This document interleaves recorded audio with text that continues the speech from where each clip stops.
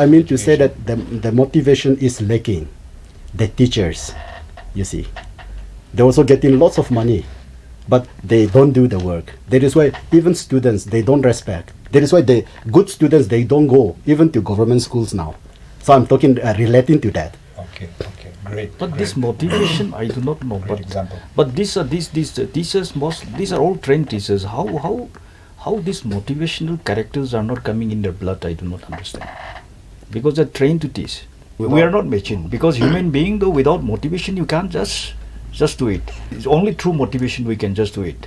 And once the trust is lost, everything is lost also. Exactly. But in spite of all these things, motivation or salary or whatever you have, but still then we have lack of performance, right? Exactly. Yes, coming back to private schools, what could be the reasons why they are performing well? We laugh at ourselves sometimes when we employ some teachers in a vacancy. We mostly look at the capability rather than the qualification at times. We sometimes overlook the fact that they are trained, because when we try to employ some teachers, at times we choose someone who is untrained than the one who is already there, who is trained and is applying for that vacancy. Mostly because we look into the interest of the person who is there for filling up that vacancy, and we mostly look at the commitment that the person has for education. So I think that's where there's a slight difference between that makes a little difference. On the other hand, after they get employed, many schools train their teachers on a regular basis on what is to be done, what is expected of you. On a regular basis, we tell them, and so that keeps them going. And so, as we have been pointing out, leadership is one of the main reasons probably that private schools are doing well also. The person who is in charge of the school really knows what he wants from his teachers, and draws out everything that is there in a teacher. That could be making the difference. But yet we are really struggling on this field, and I think that the national curriculum framework that was set in 2005 also is emphasizing on that. We really need people who are thinking and reasoning. We are not able to generate that. We have very good percentage of passing out in HSLC and HSSLC. That's a very commendable job. But we feel on our part as teachers to produce thinking and reasoning people. That's where we are failing. So we really need to work on it, and many schools are trying to do that.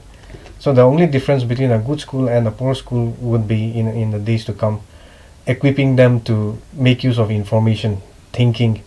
Because today we don't need textbooks to get information. The information is everywhere. So how do we equip our children to choose the right information and make use of it is going to be very crucial. And that's where we are still struggling. But in time, I think we will be able to come out with something where we generate thinking and reasoning people. By the time they reach class 10, we almost kill all their thinking and reasoning capabilities. Memorizing. And then they keep on memorizing, and then somehow it's easy to keep on drilling and then making someone pass out in an examination. And that's the easier part actually. To make someone think and reason, the exercise is longer, the process is longer. That is why Abdul Kalam rightly says the children were full of smile prior to schooling. When they started schooling, the smile reduced. High school, the smile further reduced. And he said higher secondary, the smile vanished. There's a disconnect between the learning outcomes that the NCRT sets for children and the kind of the stiff competition that we have at the competitive level of examinations, like the PMT or the joint entrance examination or any civil examination that you see. The amount of hard work that the students are required to put in in order to get through those exams is it's full of pressure, and the learning outcomes that is expected from children as per NCERT is very low again. And so there's a disconnect also. So there's so many things that needs to be streamlined. These are very important. Very important issue. That is very important issues. Although I have my reservation on all these things, but although what can we say? Because the state of affairs we have here in every institution, if you look at, I think we are nowhere to mess with other people actually. In fact, either in the educational sectors or in any other sector, I'm telling you, we are not in a position. But it's very pathetic.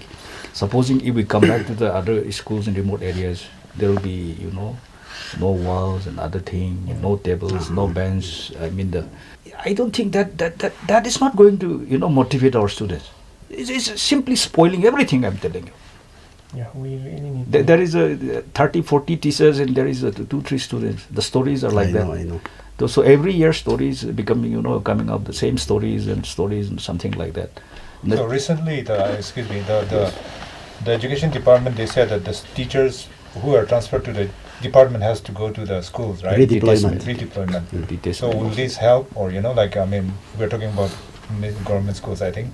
Yes, government schools. Yeah. Yes. So there are detachment also.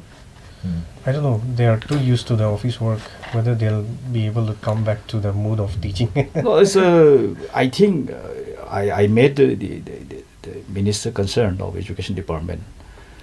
It's a very funny thing sometimes, because I don't understand what they're doing, because you employ one teacher, then he will send one substitute. So that's sitting at home, anywhere else they will share the salaries. I think it's very shameful in any way. I don't think we should never encourage this kind of system. Yeah. This is very bad. And I think we have to discourage the way they have been doing. There is a heavy corruption, and it is also affecting to the mindsets of many people also. I don't know, if we talk of education, means it is a vast subject actually in any way. But there are some people, good people are there, because there is an exception in fact, that everybody is not that. So generally we have to teach the same subject. But out of that, one is always number 1, 2, 3 something coming up. Or somebody is very exceptional in many fields. So that I don't need to explain anything on that. So there is sickness from foot to head. In medical terms, we need detoxification. We need to come up with a set of rules, enforce it very strictly. Yes. And strike. They have incentive already. Strike fear in the teachers. If you don't do your job, come up with some discipline. You have to be there. If you're assigned there, if you're not there, we'll get report from the village. For me, the ideal dedicated teachers like this. You go to a village, the students are very little. I will go to their parents and round up the children and then give my heart, teach them, let them learn something. Right. Give them a foundation. Yeah. No, education as such is not only the problem in Nagaland. It's the whole world is, having the system problem. That is why even in America, the other day, even Alvin Toffler was asking Bill Gates, can we reform education system in America? Bill Gates rightly said that no, we cannot reform. We have to replace.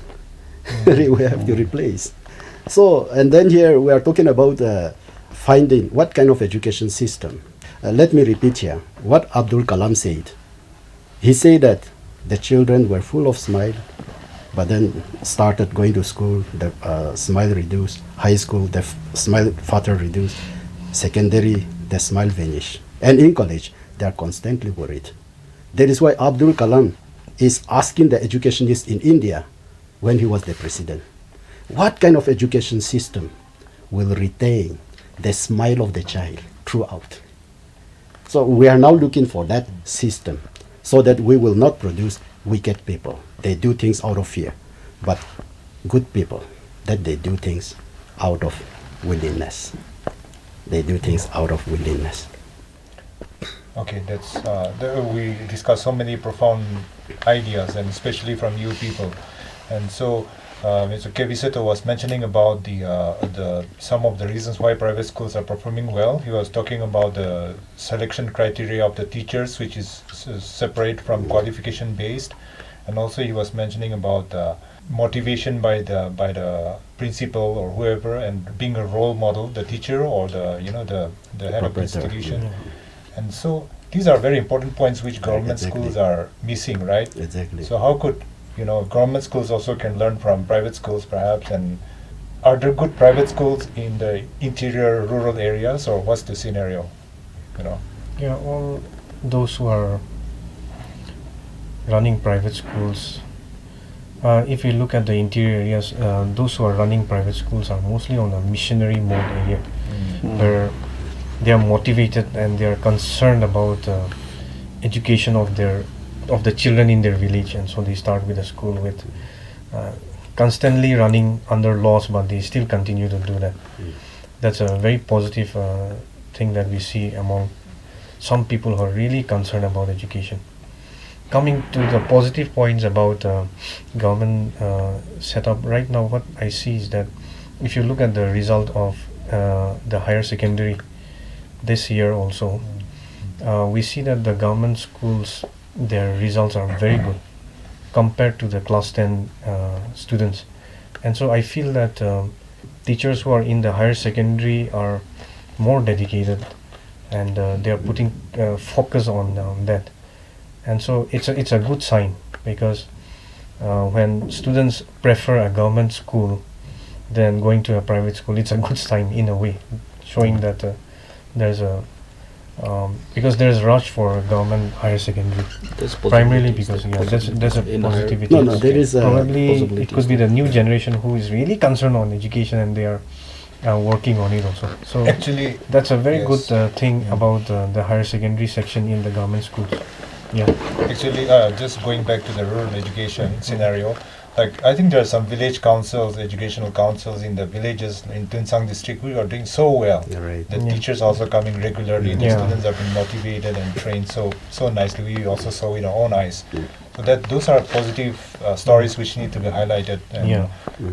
given as Definitely. examples to other Exactly. villages. And back to higher education, Mr. Meadow, you were saying something.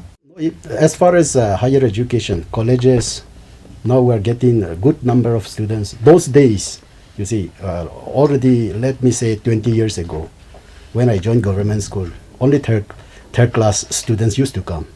Now, last year, let us say even in Dimapur, only first divisioners Yeah. got That's a good admission. thing. So now it depends on the raw materials. It is not only the teachers, but you see, as you talk about better result in higher secondary, because now you see that most of the higher secondary also located in district headquarters, and most of the good students are also joining that kind of schools. So when we talk about the negative points of so-called government schools, it depends on the raw materials. You see, when we send our children, tayo paribonan na any government school de patay sabo. Let him try it in government school. So even you see, parents also, just for a trial, they are least bothered. Just throw it into the government schools. And when they are paying a very high fees in a private school, that is where they give more attention. So we should not just see into one area, but we have to see, because when we manufacture anything, the quality depends on the product, the raw materials, which is put into the But this machine.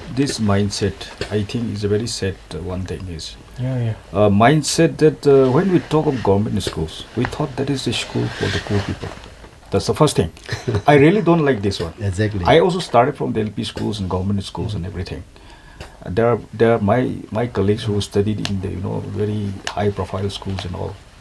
But it's not that we're better, but in many areas we defeated them in many sectors. Exactly. So I don't know how we are going to remove this mindset that government school is considered for economically, marginalized section of people.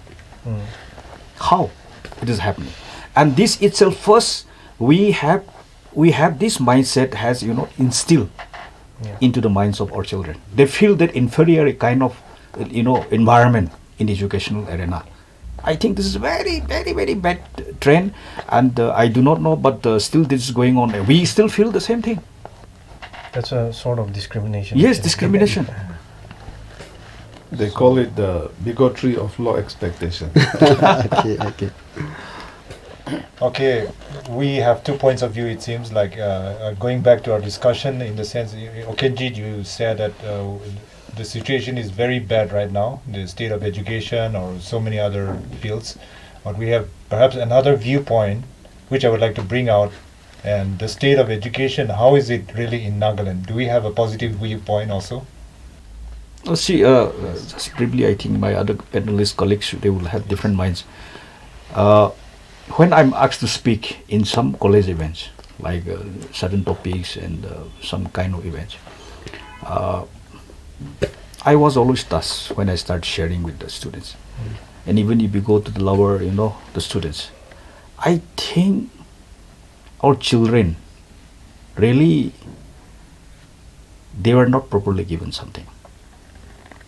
In the higher classes, actually, that is in the college, I do speak, but even there, they have a very serious thinking when I start talking about the socio-political issue and whatever other things. Unfortunately, out of 100, even 1% is not aware of what is happening. Yeah. So when we started telling many things, they are really thrilled. There is an interest, huge interest, that they want to learn something more. So sometimes I feel that experts in many areas, they should be called in, just have a kind of discussion, interactive sessions with the students, different topics, and that will really huge motivational be there. I don't know, that is what I feel, because this is my own experience, through interaction of different students in different schools, colleges and something like that. We do apology to my friends who is a journalist. We have so many journalists. I think in Nagaland we don't have investigative journalism or journalists. Okay. We have all event reporters. I think we should appreciate our friend Sir Okenjit. I think he's the one who used to do at times some investigative write-up. So we appreciate. Yeah. So I think we need to do more investigative kind of writings, even in the paper, so that people will get to know what is really happening. If not, we just simply, report the event. I think this is something which we need to encourage our journalists. Majority of the news reports is only reporting of the events. So any other positive points about education in Nagaland before we go to the end? Well, the positive side is that English is our medium of instructions. A lot of our graduates and high school and all, they cannot write English properly. That's the very sad thing. But at the same time, there are a lot of Nagas who are very smart, very good in English, spoken, writing, very good. We have produced a lot of it already. And our environment is, when people speak English, we understand. That is a good sign, because English is a universal language, commercial language. Perhaps along with that, it's like we are in a multicultural setting because we don't understand one another's dialect. So we speak in English, and so it's like we are more used, we can work with outside people also, in that sense, exactly. Communicate in that way, perhaps. Yes, our medium of instruction is one advantage. We don't mix up, all of us use international language, that is English. Yeah. And the other positive side is that regardless of what is happening around us, many areas are failing because the government is not putting focus. But if we look at education, it is constantly going through process, and then we have not failed completely when it comes to education, because there are private schools which are upholding and sort of saving the face of the government also in bringing out constantly bringing out students who are capable of going to the next higher learning level. And in addition to that, there's a constant review that private schools they continue to do in order to bring out the best that is there available as of now. And there's always a lookout for an avenue where we can expand and go to other fields, not only just focusing on academics, but in whatever field that we can go. And that's why our private schools, we had a talk, and then we decided to focus on Santosh Trophy I think it's a football meant for the younger people, where scouts come and then look at the potential of these young people and then take them for further training and education. We want to focus on that because that's one area where we feel that as private schools we can help our younger generation too, because we have very good footballers. We just had the under 17 football, and then there were 8 Manipuris, and there was not a single Naga, there was not a single Mizo in that. Yet we all love football, and so we wanted to see what we can do in that area also, where some young people can be encouraged to go in that field also. Yeah, although we don't have a concrete process of doing that. Yeah. So there's a constant lookout for what can we do about this unemployment issue also. Yeah, correct. And any undue interference from outside, or regarding any outside interference into education?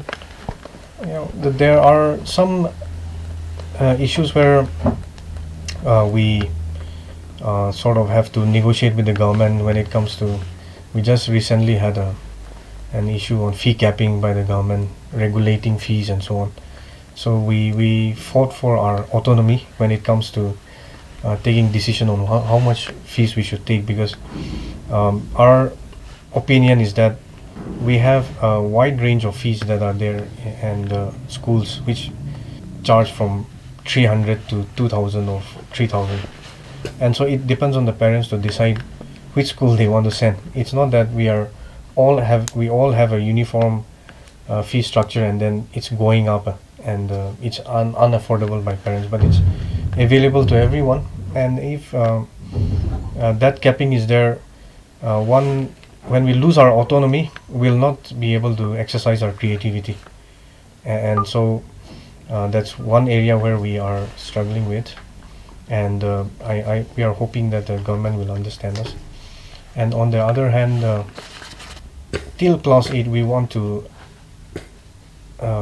run the way we feel is best for our students, instead of having board exams in class 4, board exams in class 8 and so on.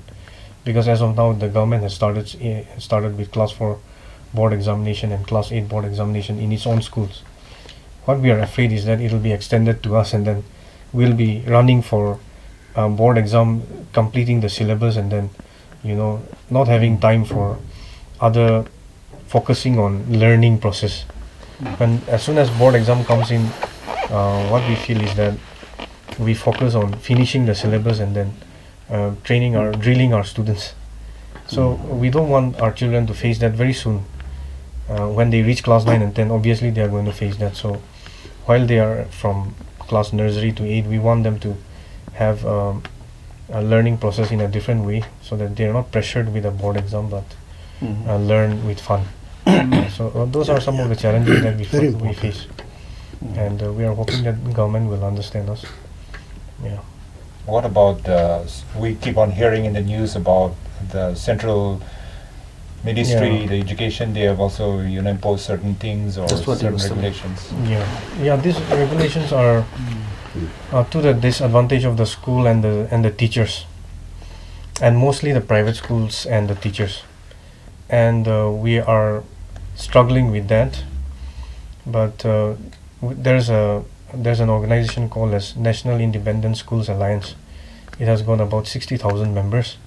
All over India? All over India, and we have also our All Nagaland Private School Association has also joined that alliance just recently. And our president is in Delhi right now, attending their meeting. So we expect a big movement. Yeah, that's a movement that started, and we want to come together so that our focus is on the students, because our association is slightly different. We are not a pressure group, but we want to make sure that our students are not affected by these and that policies that come very suddenly and then we have to implement them. We want to take it slowly and then make things, change things. So in those areas, and when it comes to that, our teachers and our schools are getting threatened because of some issues. It started with the Ryan International School event, and then the government decided that we'll shut down the school. But we feel that that's not the solution to the problem. All these issues of that have come up, we really don't know who the culprit is also. But the government is putting pressure on the school, that the school is responsible for what has happened in Ryan International School, and we are afraid that if the government does not protect us, we will not be able to function independently and with creativity. We'll be engaged in legalism and issues like that, so which will take our focus away. So that's what we are concerned right now. The government interference also important, whereas we have to see why we have to do, why we do what we do.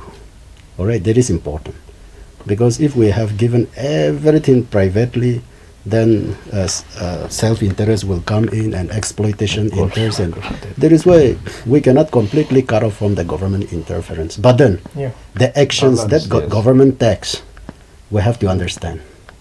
Of course, fees are very exorbitant sometimes. It's very unbearable sometimes also it is coming up.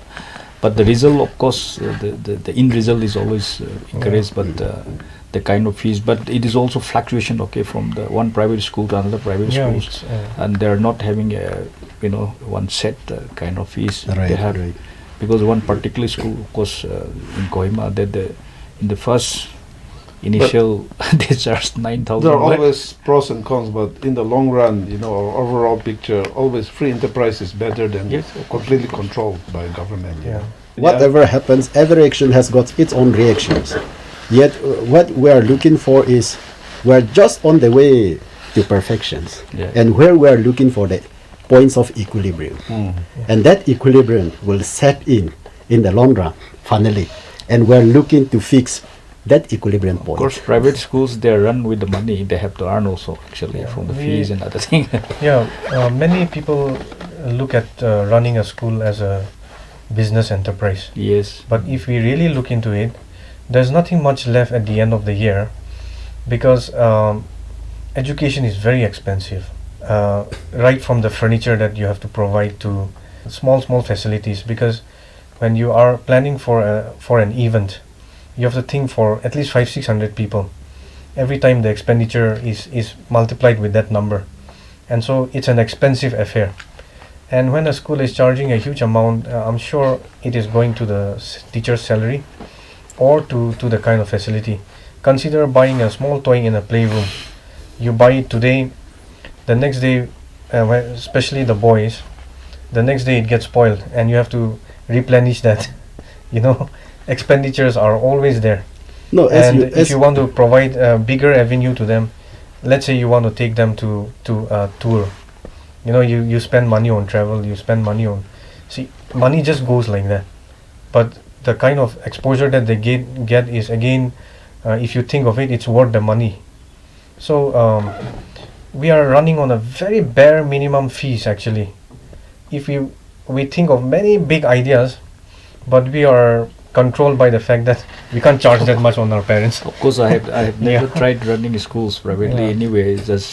But there is a talk in the market that if you want to survive in the present day, either you open a hospital or establish one school. There are some commercial-minded people who really make it a business. Yes. But I think in the example of, Baptist High is a church-run school. Yes. And so, I don't know what are the fees, but you are saying you barely manage to... We charge minimum, and then we try to provide the best as we can. But in a corporate style run school, it's a business establishment. I do not know the fees that you have in your school. I have been also looking after a school as the chairman for the third term now. And you see, private school, it's really a making profit enterprise. You see, the fees, that bare minimums that we also charge. I'm also looking after a church-run school. You see, when we compare the fees that other students here they charge, so those who charge more than 1,000 as tuition fee in a month, they're really making profit. Very particularly in Dimapur and Kohima. I can't say about that, because facilities vary. And the kind of money that you are giving, salary that you are giving to your teacher is most of the time undisclosed. Everything is some private. some No, are, no, no. some are paying very good salaries to the teachers. They- Because internally we know who is paying how much to the teachers, and I feel some are really. But the paying private very well. schools, I don't. But the students' movement is not well set up in almost all the private schools, high school level, something like that. Is it No. there in the private schools? We don't I have think seen even, much active. active. No, we don't allow also. Yeah, I I think don't allow. Yes, this is even, one area is like even the law prohibits Yes, children yes. to join unions. right. That's okay. So we don't encourage. yes. By the time they reach college, obviously they are going to be part of it. That's okay. But we definitely encourage leadership. Yeah. I think overall view is that we are looking for equilibrium, like Mr. Meadows said, and also it's a positive picture. I should think negatives are also there, but we always press on to positives. Thank you so much for participating. I am sure it was a learning experience for me as well as for our viewers who are watching. Thank you so much for your time.